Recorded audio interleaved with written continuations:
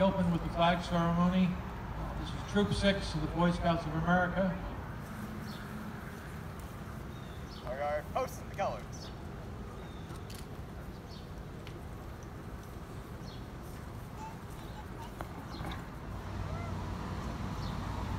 Raise the flag of the United States of America and the state of New Jersey flag.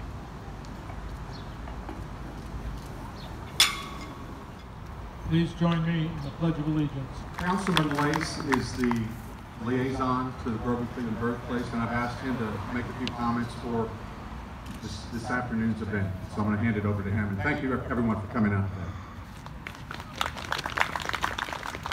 Thank you everyone. Thanks again to the Grover Cleveland Birthplace Memorial Association. Thanks to Assemblyman Gibbon. Thanks to Cloverleaf and Gelati for being on site here today to help provide us with some refreshments. Mayor Kelly asked me this morning at about 9 a.m. if I wanted to make any remarks.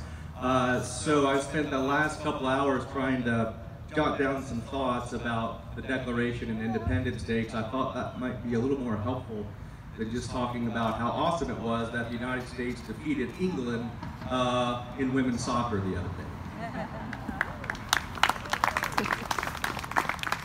So I'd like to say a few words about liberty, the right to act freely in respect to the equal rights of others. Now in a few minutes we're going to hear the Declaration of Independence read. And I want to share just an interesting fact about the Declaration.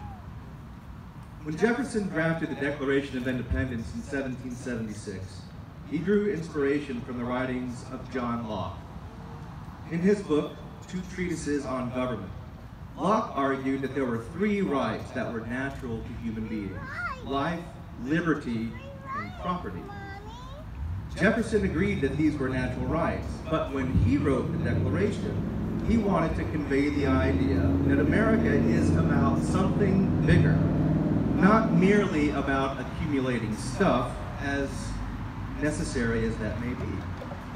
Jefferson wanted to convey his belief that all people had a right to pursue their fulfillment, which is bigger than possessing material things.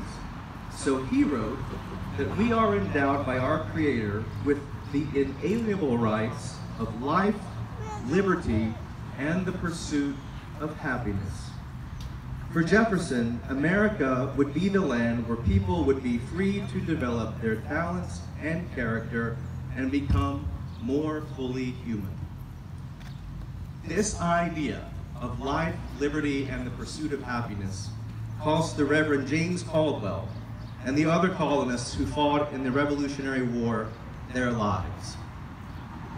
In his first inaugural address, President Grover Cleveland said, quote, "Every citizen owes to the country a vigilant watch and close scrutiny of its public servants and a fair and reasonable estimate of their fidelity and usefulness.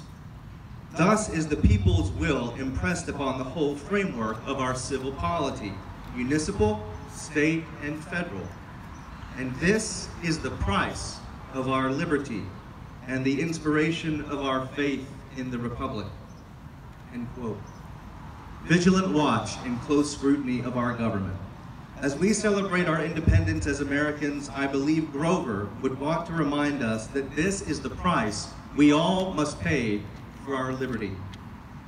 It is fitting that we celebrate today, but it is our duty to remain informed and involved in the functioning of our republic. It is right that we attend the fireworks tonight, but let's also see to our responsibility to become actively involved in the various levels of government as citizens every day and throughout the year. May we all take Jefferson's and Grover's words to heart as we celebrate the right to live freely in the pursuit of our dreams, and as we pay the price of that liberty by our participation in its institutions. Happy Independence Day, everybody.